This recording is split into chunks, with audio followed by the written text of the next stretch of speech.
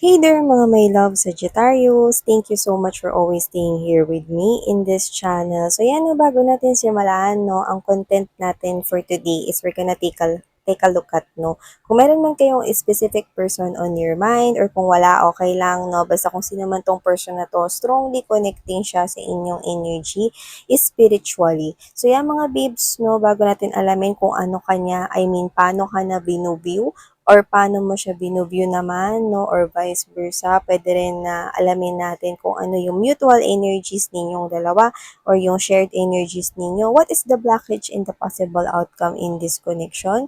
Bago yan, advise mo na, no, na hindi po lahat kayo ay makaka-resonate. Kaya naman, piliin mo lamang yung mga mensahe na sa tingin mo ay para sa'yo. At kung feel mo syempre na ang reading na to ay for you, then this reading might really for you. So, yan, hi and hello new subscribers. By the way, my name is Yan. Welcome, welcome, welcome kayo here. And of course, sa returning subscribers, maraming thank you kasi nandito na naman kayo. So, let's go ahead and check out, no, ano bang nangyayari rito at anong sitwasyon ang nag-unfold between you and this person here.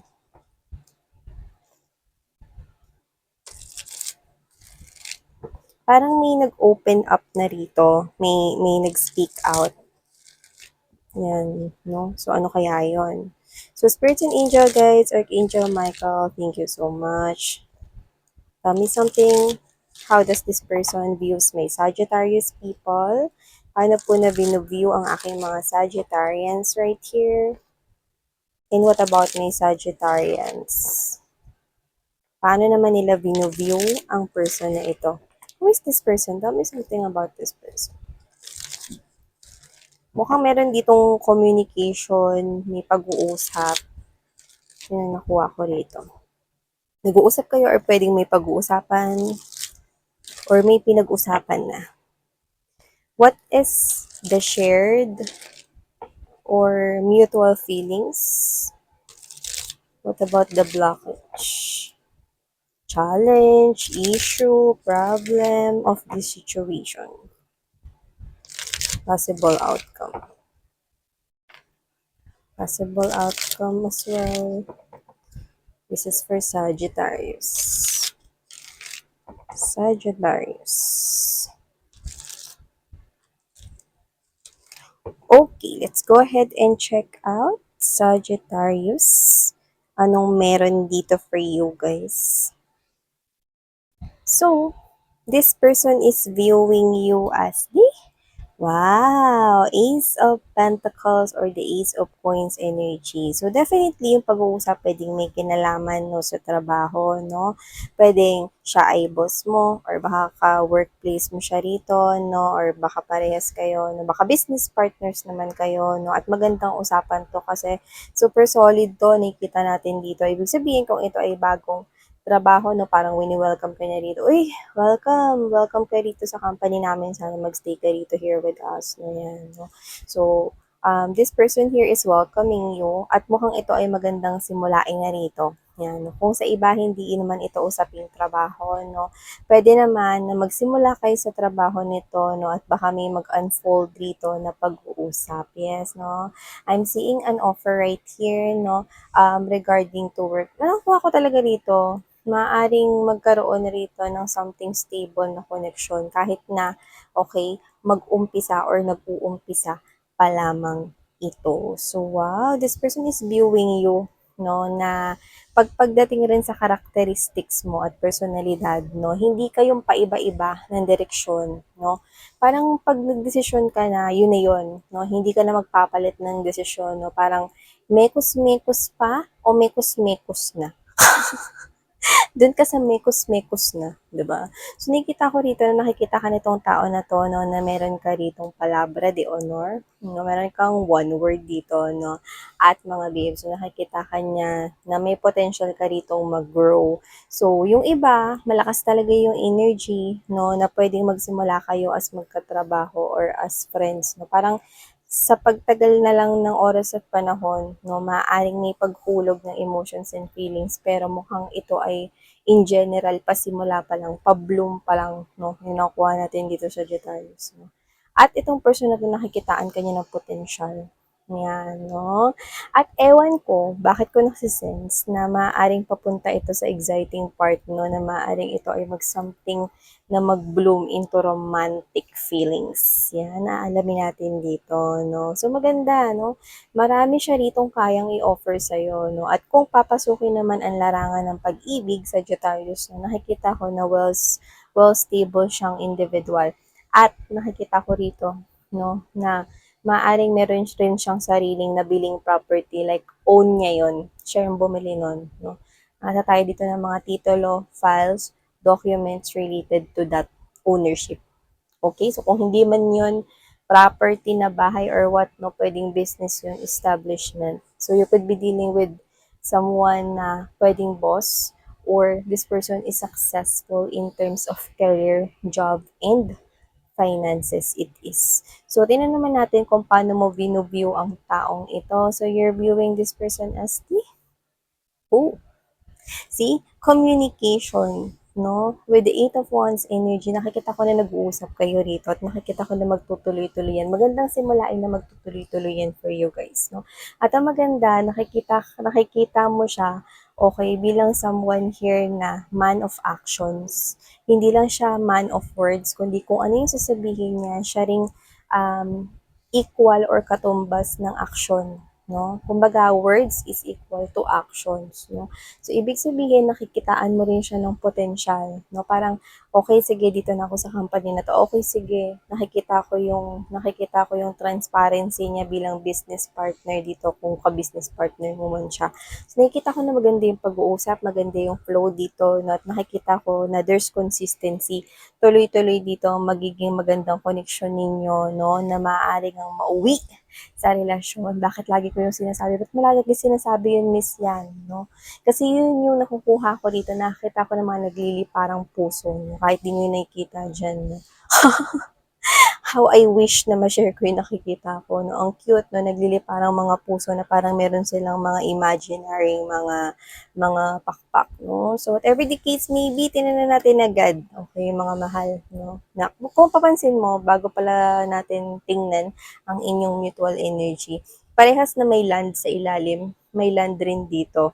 Parehas na wala pang meron dyan. This is just an arc yan. At dito naman, lupain lang. Like, both parehas rito, no, is like a clean canvas. Okay? So, ibig sabihin, both of you ay nagsisimula pa lamang sa ganitong connection. Kumbaga parang unti-unti yan, kung dito lote pa lang, no, unti-unti magkakaroon dyan ng bahay, gate, puno, no, kung ano-ano pa. No, ibig sabihin, matatamnan yan. No? So, itong magandang connection na to, no, ay maganda yung simulain. Kaya, okay, kung sino man yung kadil ninyo, no, papunta kayo sa exciting part. So, tingnan natin ang mutual energy ninyo. You've got here the Sea Empress energy. Alam mo, ang ganda. Kasi magtutulungan kayo. Okay? Ayan, no, kung makita mo dito, flat pa lang, no? Canvas pa lang. Dito arco pa lang. Dito may palay na. So, ibig sabihin, no, magbubunga ito ng something here stable, no? Parang magka-harvest. Alam naman natin, no, na pag tinanim mo yung palay, di naman yan agad bigas, no? Marami pang pagdadaanan yan. At saka, syempre, tutubo pa yan. Kakain pa yan ng oras at panahon. Pero, ang ganda niyan, masagana, di ba? So, whatever the case may be, you will have this prosperity. Okay? And this is a very healing connection, Sagittarius. At kung ano man to, no, sabi ko sa inyo eh, ito yung maganda sa pinakamaganda, ito yung pinakamaganda sa magaganda, 'di ba? So, ibig kong sabihin doon, no, kumbaga sinagot na tayo rito, no, na parehas tong papunta sa exciting part. Empress, no, ito yung pinaka maganda, no, okay, sa mga tarot cards or sa mga energy cards, okay? Because this is the type of energy na wala na kayong hahanapin pa. Okay? Ikaw, makikita ka na niya bilang ikaw na yung hihintuan niya rito. No, hindi na siya maghahanap ng iba at ikaw gayon din, no? Nakikita ko kayo rito na magsasama kayo. Nakita mo ng mga puno, no? So, maaring magka-developan kayo, no? Or baka meron dito na yung trabaho niya specifically is architect or engineer kayo. Okay? But doesn't have to be. Pero parehas kayong magkakaroon ng plano. Magandang plano sa pag-unlad, no? ng inyong business, no? Parang mare-realize mo rito na hindi lang pala siya magandang partner sa work or hindi lang pala siya magaling sa work, no? Kundi magaling rin siya to build this type of life, okay, when it comes to romantic situations as well. No, nakikita ko yung romantic relationship sa pagitan ninyong dalawa. And I'm seeing you starting, okay, this new life together with this person. You will have this child, okay, nakita ko rito, no, na ibibear mo yung anak niya. Okay, wala tayong gender dito, pero nakikita ko na magkakaroon at magtatayo kayo rito ng masaya at magandang pamilya. No? Lalaki yung mga bata, no? Na hindi niya sila bubusugin sa luho, pero kung meron man silang hingin, hindi kayo mahihirapan na ibigay or ipagkaloob yun sa kanila dahil meron kayo rito kasaganahan. May wealth. Yes, no, i-claim nyo na yun. May wealth rito. Okay? Kasi bago niyo pa nakilala tong tao na to, successful na siya. Tapos kayo, nandito rin kayo sa klase ng energy. Very persistent kayo, no? Papunta kayo sa success. So, definitely, nagmamatch ang energy ninyo. Taray. I'm really seeing, okay, a child, a newly born child. So, maaaring iba sa inyo kakonect nyo na siya na pwedeng manganak na kayo or manganak niya yung partner nyo. Just take how this resonates. Pero definitely, this person here, okay, umpisa pa lang, sinasabi na agad dito sa atin, no, na siya yung the one for you. Let's say the blockage or the issue, okay, of the situation. We have here this Eight of Cups. Okay, so sa ngayon, okay, maaaring isa sa inyo yung kailangan mag-let go or hindi pa tapos mag-let go ng mga excess baggage. Okay? Pero once in short, malapit na yun mga mahal. Kasi nakatalikod na, no, at ibig sabihin, paalis na. So, ibig sabihin, malapit nang matapos tong pag-release, no. Pwedeng pag-release or pag-fade or pag-vanish ng natitira niyang emosyon sa kanyang naka-relationship in the past. Either ikaw yun or siya. Pero paalis na, patapos na, pa-end na yon, no. So, papunta na tong tao na to sa'yo. Yan, no. Alam mo, maganda to. Okay, kasi parang sakto lang yung dating nyo or sakto lang yung dating mo sa buhay niya. Kasi nakikita ko rito, no, na parang naka-align lahat, no, pati yung oras na nakipag-break siya or nag-separate sila, no, ng kanyang previous na ka-in relationship, no. Sakto lang, no, sa pagkakakilala niya sa'yo rito, no. Plus, sobrang sapat yung time rito para magkakilanlan kayong dalawa. So, definitely, the blockage here is kailangan muna niyang matapos or kailangan mo muna na ma-release lahat-lahat na ng excess baggages. Okay? Or parehas man kayo, whatever the case may be, no. Malapit nang matapos yan. You're reaching the end of that dark tunnel.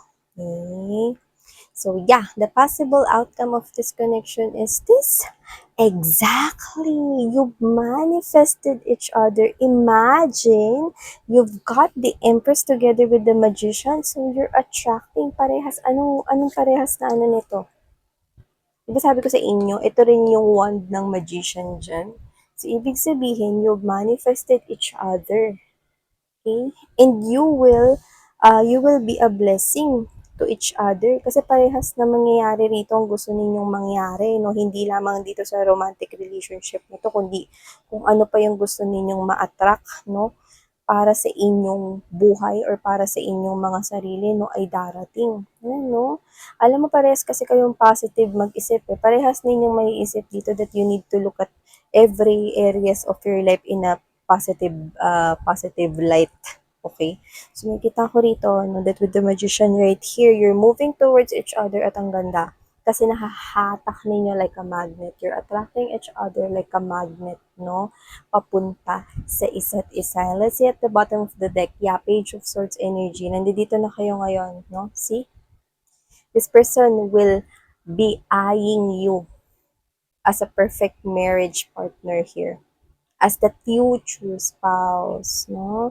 Observing you at makikita niyang may potential ka na maging kanyang kabiyak at makakasama sa kanyang life's journey. Ang taray, no? Magbubuklod kayo sa pamamagitan, no, ng pwedeng ng trabaho or pwedeng yung iba, nakita ko dito ng a lot of trees, a lot of forest vibe or nature vibe. So, pwedeng sa travel din ninyo siya ma-meet, no? Yung iba strongly business related or work related yung pag-travel na yan, no? Yan. So, claim all of these beautiful things right here, Saji.